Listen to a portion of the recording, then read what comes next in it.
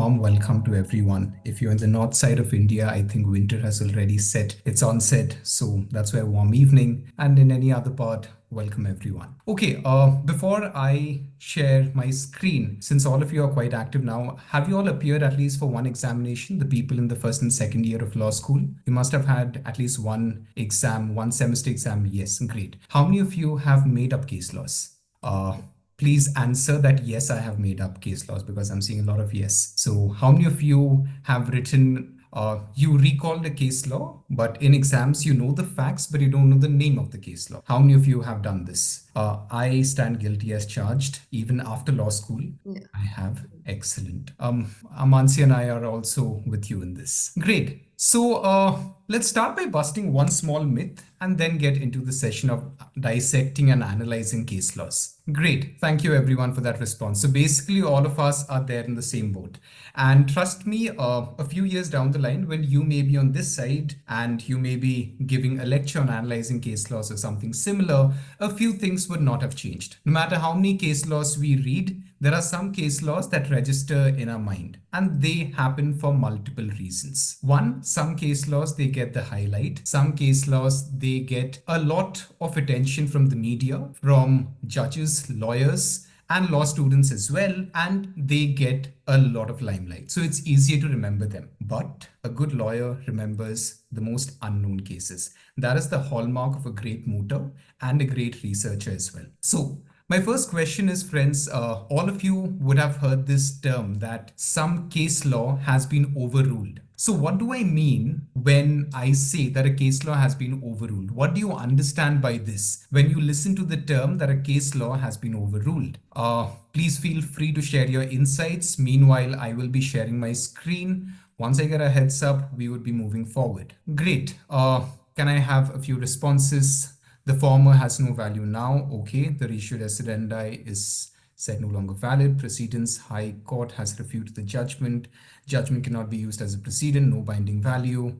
Okay. So first of all, friends, please remember, whenever you listen to the term that a case law has been overruled, in all likely scenarios, please note this, that an entire case law is never entirely overruled. It is a part of the case law that can be overruled, but the all in all sum and substance of the case law may still stand true. Now, a case law doesn't deal with one particular aspect of law, especially a judgment that is coming out from a high court or a Supreme Court in a particular matter. A case law deals with a wide variety of legal issues, of factual issues, and a lot of issues are dealt in one case law. Whenever you hear this term that a case law has been overruled, please note a part of that case law has been overruled, while the entire case law, rather than what has been overruled, remains the same. So especially when you go for internships, when your senior tells you that, can you please check if this case law has been overruled, most of the common mistakes that very young people in the profession, they do make is they tell, yes, sir, or yes, ma'am, this has been overruled. Now, someone who's mature enough will go to SCC or Manupatra and will see which part of the case law has been overruled. So the next time you hear the term that a case law has been overruled, try and find out which particular aspect or which particular part of that case law has been overruled. Now, before we move into some tricks and trade in reading case laws, tell me one thing. It's a question that I would ask you, whether a blade will be considered as a deadly weapon. What do you think, friends? Can you consider a blade to be a deadly weapon? Feel free to use the chat box. Yes, indeed. In certain circumstances, yes. Okay. Now, the citation is visible to all of you in the screen, right? Asif versus State NCT of Delhi. It's a 2022 case law by the Delhi High Court. The reason I have taken up this case is because I want to explain one small notion in how we read cases. Once the session is over, I will be sharing all these case laws in the group. But in case someone is interested to refer to the case law right now, as I am referring to it, you can open the citation on SCC. So the question before the court in this case came up whether a blade would be covered under section 397 of the IPC as a deadly weapon. Now, please note, I'm just not asking whether it should be considered as a weapon. The question came up whether a blade would be considered as a deadly weapon under section 397 of the IPC. Now, 397 of the IPC deals with robbery or dacoity, and the subsequent section right now with the Bharatiya Nyaya Sanhita is section 311 that also deals with robbery or dacoity with attempt to cause death or grievous hurt. Now, for a matter, whenever you are reading any criminal case law, especially now, first of all, your task should be equated to the corresponding section of the new criminal legislations that stand. That is the first thing you must do, because this is a redundant section right now, section 397. But the interpretation of the case law still goes to the old criminal sections or statutes that are there. Now, the analysis of this particular court in this decision was somewhat of this sort. The court understood the matter from this point of view that a pistol, a revolver, a sword, axe, and even a knife are deadly weapons. It did not consider a blade to be a deadly weapon. However, in the case of a knife, the length of the knife, its sharpness, and the pointed edge has to be seen to ascertain whether the knife is a deadly weapon or it is not a deadly weapon. Now, many of you have also mentioned in the chat box, it depends on how it is being handled, or it will also depend on the circumstances in which it is coming. So in this particular case, the prosecution's evidence was that the appellant took out the blade and kicked the complainant. It nowhere mentioned in the entire case that the blade was used as a weapon. So the bench stated that it is not essential that the weapon of offense should be recovered to prove the nature of the weapon. Now, all in all, the reason why I took up this particular case is this, because the differentiation between a deadly weapon, it also boils down on what kind of sections would a particular case attract. Now, the police had filed this case under section 397, which is robbery and dacoit. But later on, when the matter went in appeal before the Delhi High Court, the court could not understand as to why section 397 was applied, and it was only punishable under section 392, that is punishment for robbery.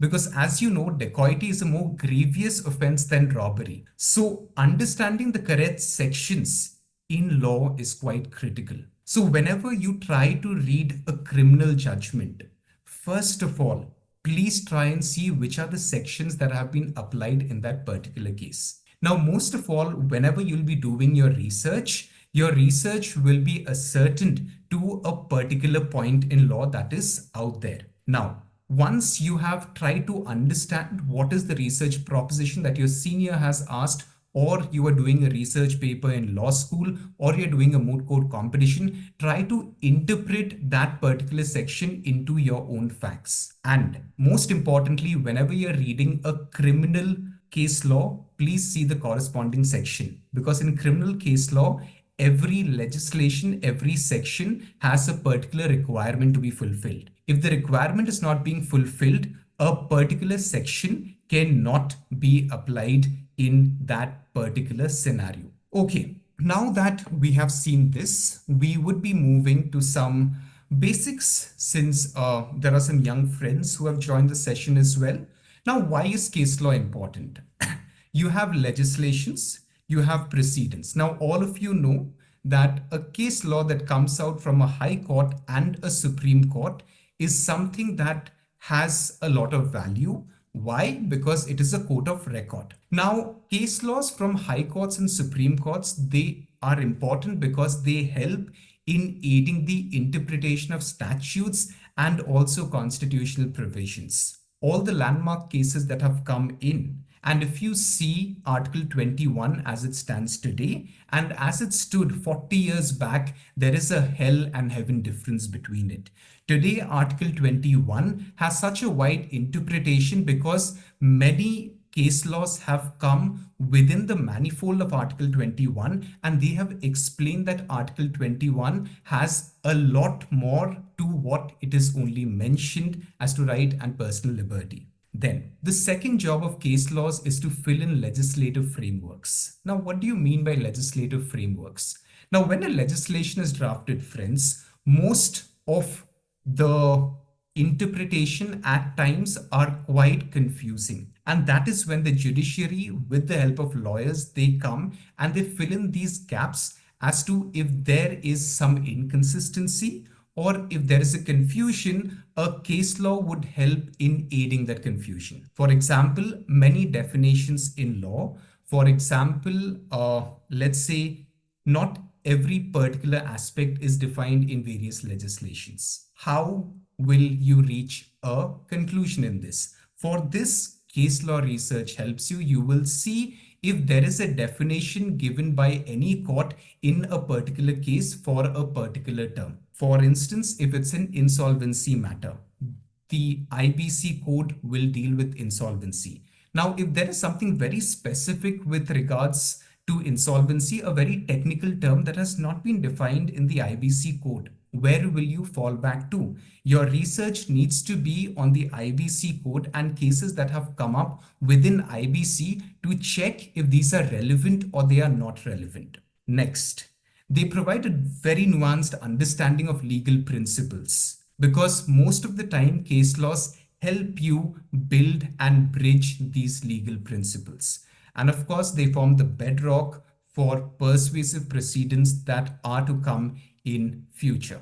Okay, now importance of case laws, and let us see how do you read a case law very quickly. How many of you would want me to share a case law that is, let's say, about 30 to 40 pages and also show you how can you dissect and analyze it very quickly? Use the chat box to either say a yes or no, or else I will proceed yes. Okay, so give me a second. I will be sharing a particular case. This may not be a very long case. It's a 53-page judgment. And as Mansi had asked you, how many of you like reading case laws? Most of you have answered in the affirmative yes.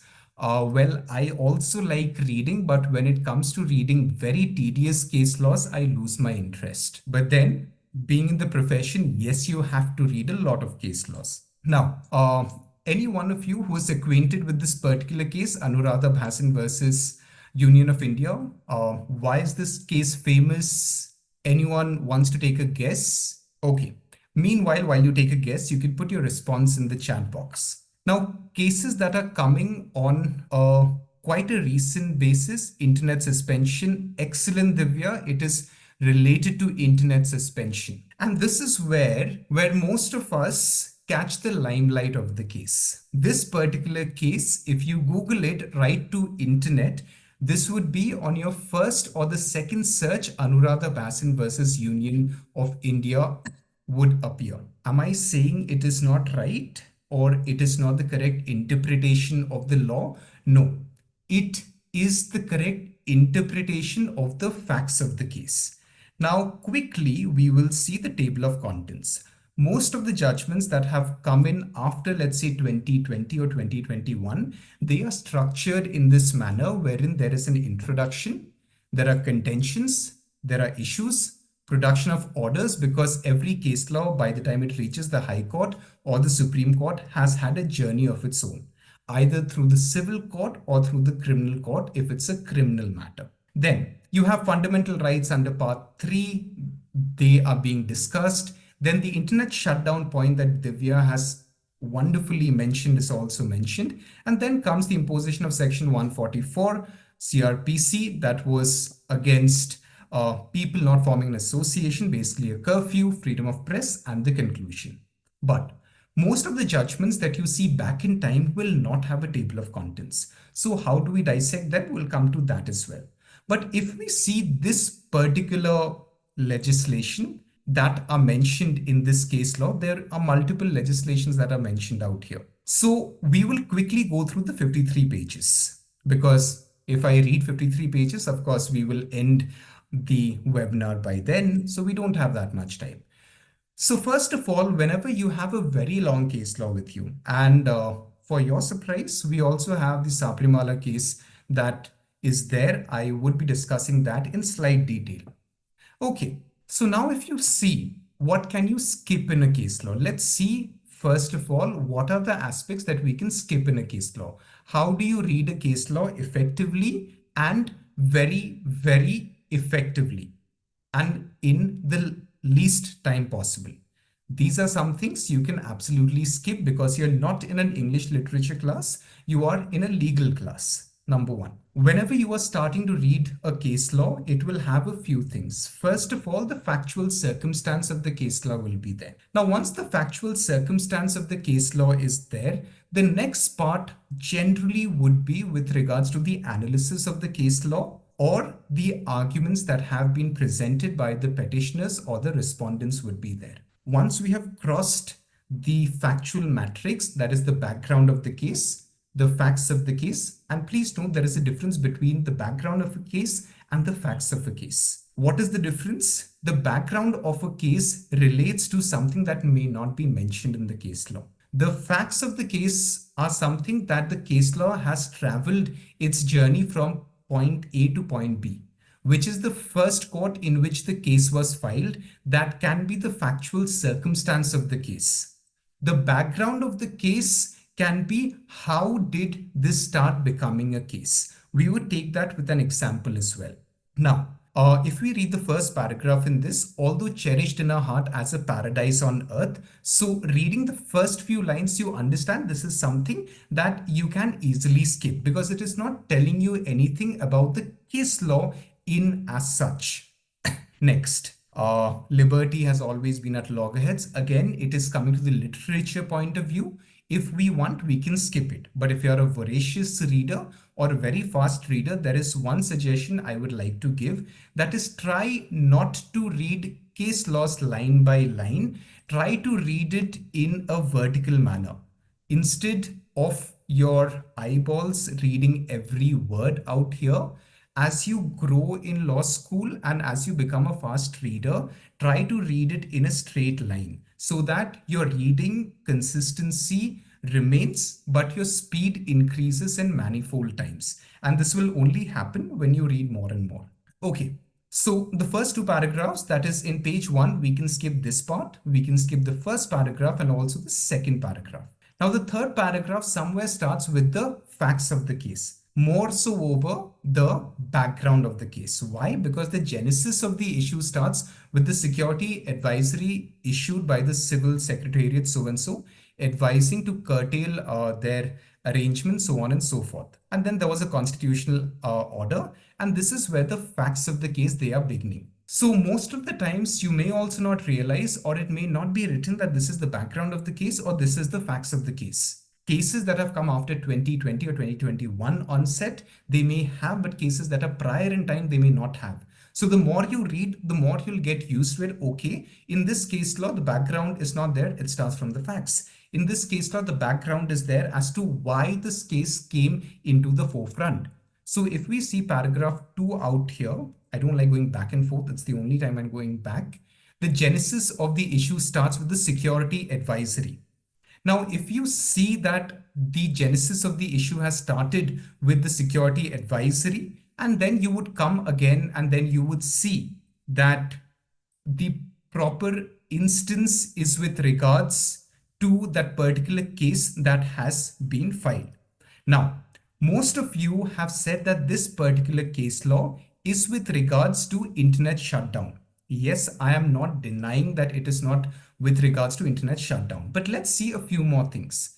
Paragraph 5, agree by the same, the petitioners Anuradha Bhasin and Ghulam Nabi Azad approach the court under Article 32 and they made their points. The issue was received, there were notices that were received, and then there are contentions. As I said, in any case law, there will be the facts of the background at the first, then you would come to the contentions part. Once you see the contentions, you will see what were the arguments that were put forward by the various counsels. In this case, you will see it was contended by the petitioner, so on and so forth. Then you have the second lawyer, Mr. Kapil Sibal, who is also putting forward his points. That is against the state because the state was the one who had curtailed internet and which made the lives of people a little difficult. But then it was done with regards to the particular legislation that's there in place, the rules that are there in place. So the respondent is also trying to define that. Also, please note whenever you're reading case laws, these points that you come across, try to make a note of them because these are your leading points of research as you go ahead. So whenever you read a case law, you will find at least 50 to 60 more sources that will lead you to manifold places to conduct your research further and to make it more robust. Now, do we need to read all the submissions? May not be. We can easily skip majority of the submissions that have been put forward because a case law has various sections. As Mansi was mentioning, there is something called as obiter dicta and ratio decidendi. What is the difference between obiter dicta and ratio decidendi? In this case, whatever that is written out here, all in all, largely can be referred to as obiter dicta. Ratio decidendi is something that the court holds in a particular case. What is the sum and substance of the particular case is ratio decidendi. We would be dealing that in slight more detail as we go further. Now, these are some things you can see and you can skip. You can just read one paragraph and you can see what is the broad framework of arguments that were being made by the petitioner's side in this particular case. Now, from here, you see the submissions that have been put forward by the union government now. So you have the Attorney General, you have the Solicitor General.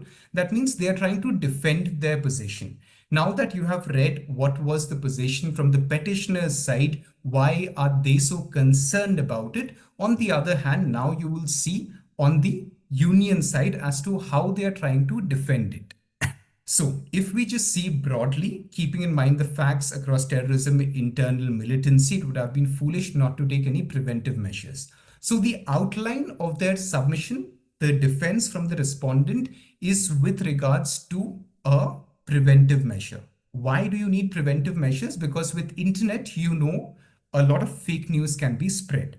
It's not that I'm saying it, but what the case law is saying, I'm trying to interpret as to how do you defend and how do you quickly read through a case law. So now that you have a general idea of what the defense and in what line the defense is going to go, you will keep moving forward. The abrogation of 370, why was this necessary? Why was section 144 imposition a requirement? And why was it the need of the hour? And then you will start proceeding forward. Now comes the most important part, the issues. In most of the cases, the judges will first hear both the sides and then the issues will be framed. How is an issue framed? It is a completely different story. We would not get into it. But once you have seen the arguments or the submissions from the petitioners as well as the respondents' side, you will come with face-to-face with regards to the issues. Okay. As of now, all of you are clear as to whatever we are discussing. All of you are with me. You can say yes, or if you want me to repeat a particular part, you can use the chat box and say, I have not understood a particular thing.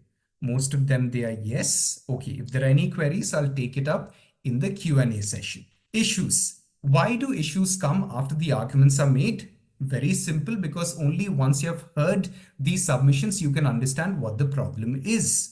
I have not understood. Okay, Dhruv, can you put in the chat box or in the Q&A box which part you have not understood? And I would explain that to you in a sense in the Q&A session. Okay, with regards to the issues, these are the issues that have taken place or have arisen. If we see all the 5 issues that are listed, nowhere we would see that this case is about the suspension of internet. The first issue relates to the claim exemption from producing all orders passed under section 144, CRPC and other orders under the suspension rules. Second, freedom of speech and expression and freedom to practice any profession, so on and so forth, over the internet is part of the fundamental right.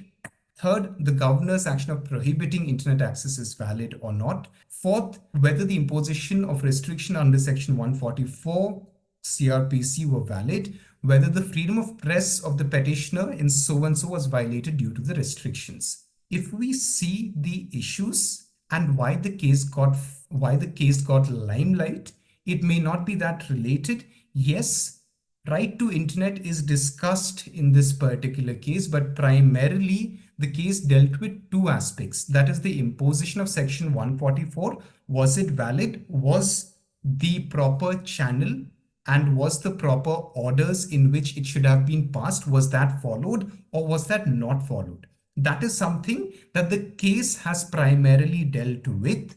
And second part of it is your Article 19A, that is your freedom to carry out any business in any part of India, that was being curtailed because internet was curtailed. And that has been widely discussed in this particular case. So when you read the arguments that the lawyers put forward, you can skim through it. What do I mean when I say skim through it? You can basically quickly read across the lines and come to the issues, because once you read the issues, you will get a generic understanding of what this case is about and to what extent does this case relate to. Then you have production of orders. These are some things, if you are doing your research from a particular point of view, you can easily skip it, or else you can just go through it in a very quick manner. Then your fundamental rights under part 3 and the restrictions thereof, they have been discussed. Now, please note all of these, they are part of the obiter dicta because these are some things that are being analyzed after the arguments have been given. Most of the times, tell me one more thing, if you have done a particular moot or you have participated in a conference or something and you're trying to do a legal research, if you find one particular line of research that is somewhere related to you or is somewhere related to what you are trying to find, do you pause there and you're like, okay, I'm done with my research, I don't need to read the entire case law? I have done it, guilty as charged. If you all have also done it, you can say a yes in the chat box. If not, you all are very smart. Okay, there are some yes, no, yes, no. Okay, there is nothing wrong in doing it. The only thing that you should be cautious about is you take the majority opinion of what was held. If you take something that was discussed by the lawyers in their arguments and then you rely on that, the judge may not be able to catch you because even he may be hearing that case law for the very first time, or the opposition side may not be able to hold you. But in case the judge is smart or the opposition side have also referred to that case, they can immediately tell that your lordship or your ladyship, this is something that the counsel has picked up from the submissions that were advanced. This is only a part of the submission. The court cannot rely on this because this is neither a ratio decidendi or an obiter. So as we go forward, and the trick to find more case laws from one case law is reading one case law in depth. You read one case law in depth, you will get an entire panoramic view of so many other case laws and what they deal with. And therefore, try to read one good relevant case law properly. You will get many relevant case laws along your way. Bhavika, you can put a question with this specific nature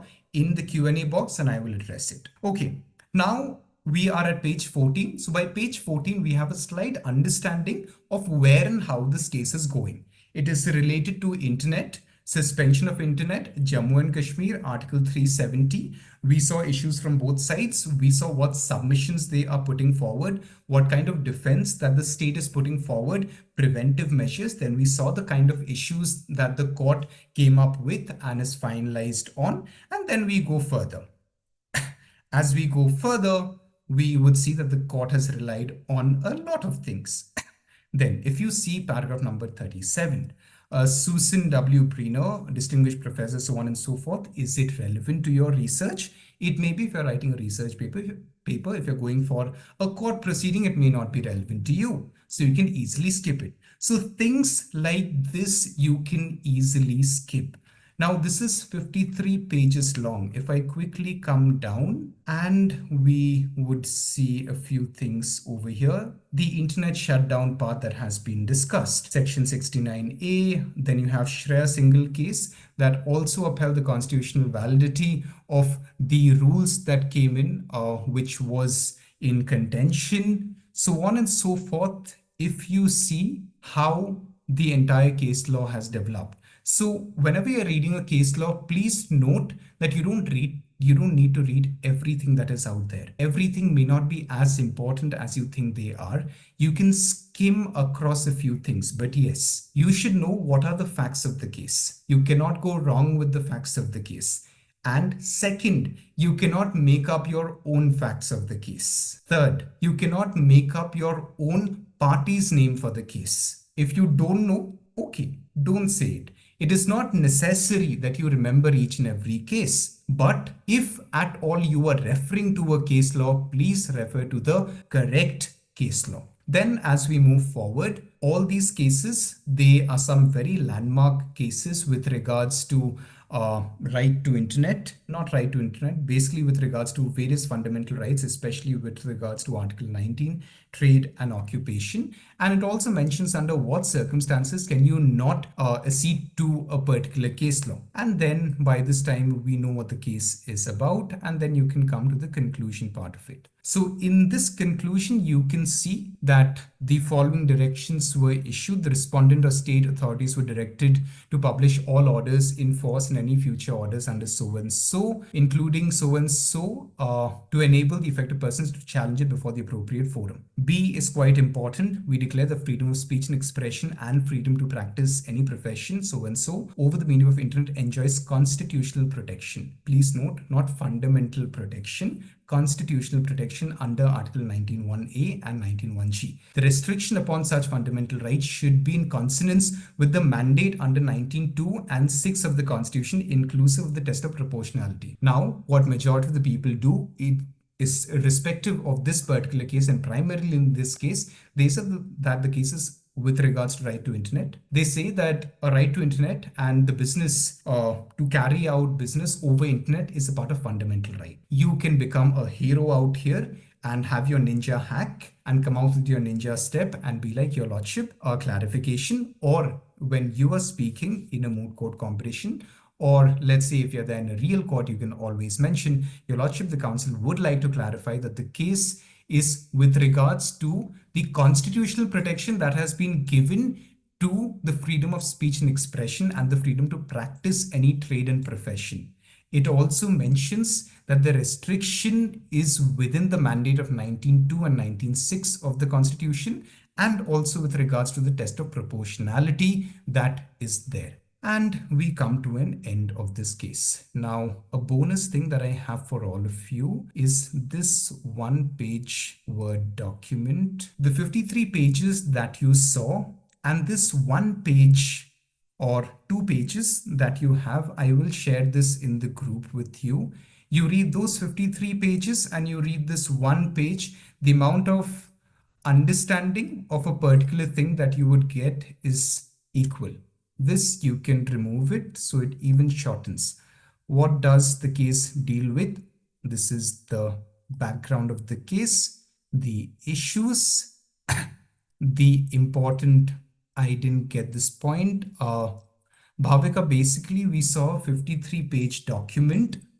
Now, if you are told to write the summary of a case, you of course cannot give a 10-page summary. So you need to give a summary of a case law in a very short span or in very short pages. Let's say half page. More senior the lawyer, more senior the person, he would want a shorter summary. Now, this is something that you can give to your senior because it's a 53-page document and this comprises of everything. This is with regards to the entire factual background, the factual matrix of the case. Then we have the issues that are out here. It's written. And then we have some important paragraphs from the case. And then we see how the court has interpreted this entire thing. They have taken up a few important cases, doctrine of proportionality, considering the use of the word reasonable under Article 19, because the petitioners had pondered upon this particular word, that what is reasonable in terms of the government. How can the government decide on what is reasonable? So the government, the court went through a series of judgments to understand what is a reasonable restriction, because even the Constitution says that there is no fundamental right. There is absolute in nature except for one, that is Article 17, which is right to untouchability. All of the fundamental rights come with reasonable restrictions. And this is somewhere wherein the court chips in. This is somewhere where your legislation leaves a fill in the blank. So when there is a fill in the blank, the word reasonable restriction, how do you interpret? The court has interpreted it in many cases. So you take the definition of reasonable restrictions from there. And then you have the state authorities, and finally the power being remedial as well as preventive is exercisable not only where there exists present danger, but also where there is an apprehension of danger.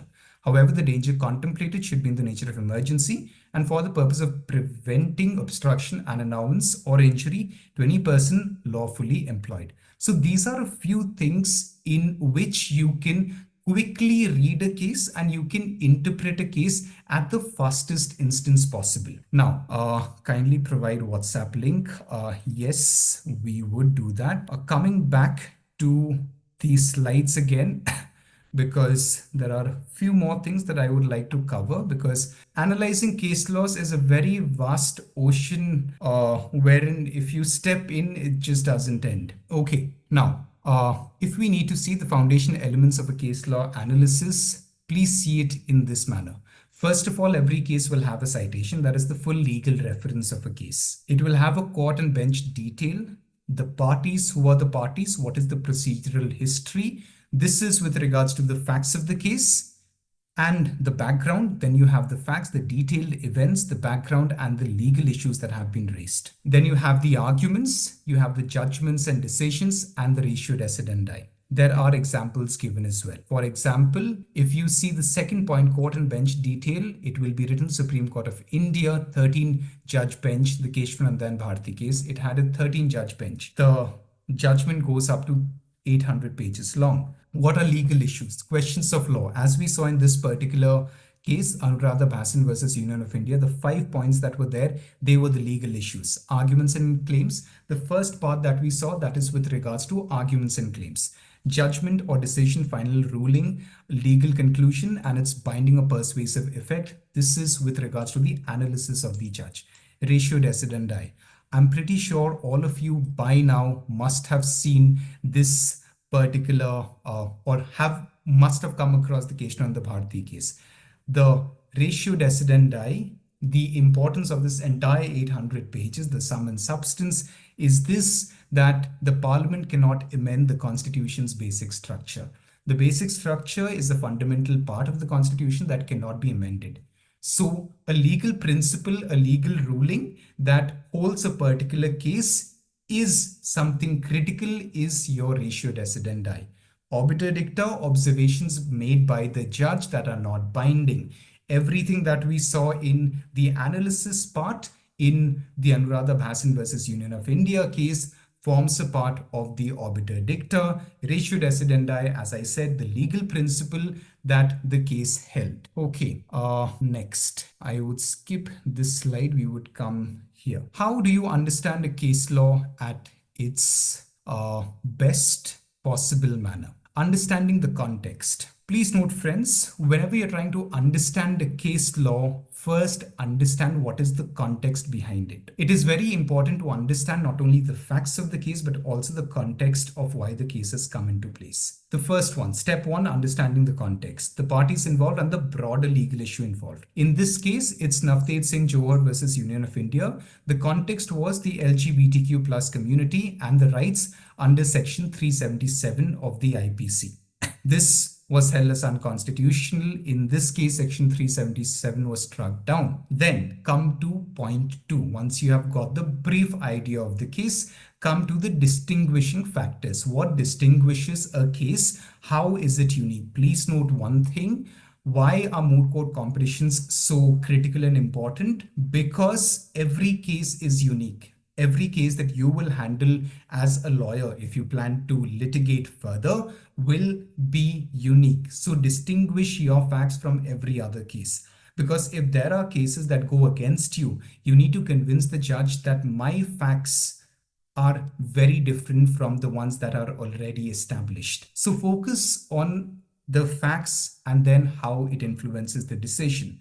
For example, in the Shaira Banu versus Union of India, the fact that triple talaq left women vulnerable was the central point of the factual understanding of the entire case. The case dealt with a lot of things, but the primary fulcrum in which the case revolved is this, that the entire practice left women very vulnerable. Third, identifying the legal issues. What are the legal issues that needs to be resolved? Pinpoint the precise question the court needs to resolve. For example, in this landmark case that has come up with regards to your guidelines of sexual harassment at workplaces, in Vishaka versus State of Rajasthan, is there a need for a legal framework to address workplace harassment? This became the socio-legal issue in this particular case. Step 4, analyze the judicial reasoning. Analyze how the court is interpreting statutes, how legal precedents are being analyzed, and how principles are being analyzed in a particular case. Another celebrated judgment is the Maneka Gandhi versus the Union of India. And this is that particular case that gave a very wide interpretation to Article 21 when she was not allowed to step out of the country because of some passport issue. The court interpreted that personal liberty expands to include a lot of fairness that also holds in this part. Now, summarizing the entire court's decision and its immediate legal implications. Step 1, 2, 3, 4, 5. Step 1, 2, 3, 4, you do it correctly. You will be able to summarize the court's decision and what its immediate legal implications were. And then you come to step 6, the broader implication that the case has brought about. Now, a few ninja hacks as I almost come towards the end of the session. Like my talk, I would definitely take up all your queries. FIRAC method. You all must have seen the IRAC method that you use in writing your answers or in drafting moot memorials. For understanding a case law, you just add one more F to it. The facts, nothing else. Identify relevant facts. Go to the issues that have been framed, that is I. Come to the rules, the determined applicable legal principles in that particular regard. So you complete FIR, then you come to analysis, see how the court has analyzed and applied the rules to the facts or the legislations instead of rules/legislation. But FILAC, FILAC may not be that nice to hear. So we are fine with FIRAC because IRAC is very commonly used. And then you come at the conclusion. Summarize the decision and its implication. For example, we take up the case of Indian Young Lawyers Association versus State of Kerala. I wanted to take up the entire case, but I don't think that would be possible given the paucity of time that there is.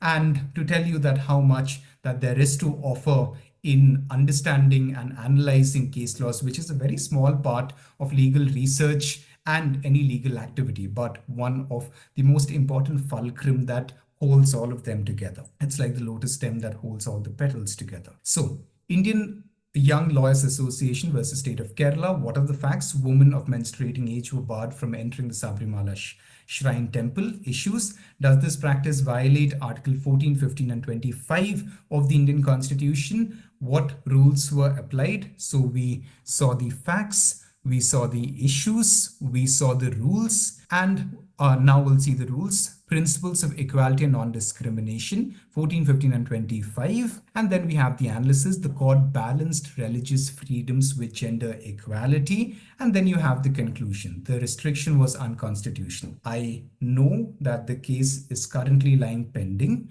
because there has been an appeal. 4:5, 4:1, we have had the judgment and the legal reasoning analysis. Understand whether the reasoning is formalistic, that is focusing on strict legal interpretation, or purposive, focusing on societal impacts. Now, if we see the Sabrimala case, that is the Young Indian Lawyers Association versus State of Kerala, there was only one judge, Justice Indhu Malhotra, who gave a dissenting opinion. Her dissenting opinion was not based on societal impacts, but was based on the legal interpretation and the customary interpretation of a particular instance. I have it downloaded. I will share the case with you. Anyone who is interested, if you are interested to understand the difference between this, try to read Justice Indu Malhotra's dissenting opinion. You would understand how does a dissenting opinion also play a major role in a particular case. Lastly, example is the Justice K.S. Puttaswamy versus Union of India, one of the most celebrated cases, because out of this case, it came out that privacy is a part of your fundamental right. I would come to this last slide out here. What are the common pitfalls that all of you must avoid in a particular case law, or while you are understanding a particular case law, or whenever you're dissecting or researching a case law? Avoid taking quotes out of context. I have done it. I'm not sure about all of you. I have done it, guilty as charged. Let's try to avoid this as far as possible. It is the worst thing to do, because when you take out things out of context, you may never know how it may come back to you, in what context. Understand full judicial reasoning. If you are taking out some context of it, if you're taking out a part of it, understand what is the entire legal journey behind it, what is the legal reasoning to that particular line that you have put forward. Next, verify the current legal status of a particular case. In case you're taking a very age-old case, एक बार please check कर लेना that if and whether the case is still in its prime, or has there been a judgment that has come after it, and that is now the position of law. Very important, and a very common mistake that a lot of us make. Recognize jurisdiction specific nuances. What is this? If you are there in the Supreme Court, try to take up Supreme Court cases. If you are taking a matter that is before the Supreme Court, try to bring in more judgments that are there from the Supreme Court rather than relying on High Court judgments. Check for subsequent overruling. The point wherein I started my lecture. Overruling always happens on a particular point, not the entire case law. Very few circumstances are there wherein an entire case law is overruled. Lastly, cross-reference of multiple sources. Why? Because you have multiple search engines. You have Manupatra, you have SCC, you have Westlaw, LexisNexis, and you have court-specific websites. You have the Supreme Court's own website. So all of these, they are quite important. So if you are taking a citation from one place, ensure it is the correct citation rather than mix matching and cross multiplying all your citations together. A very common mistake that a lot of us make in case we're not able to find the correct citation. Please try avoid doing this as far as possible. This is a chart that you all can go through. With this, I end my monologue, and I'll let Mansi take over. And any questions, any queries, we will take up in the Q&A session.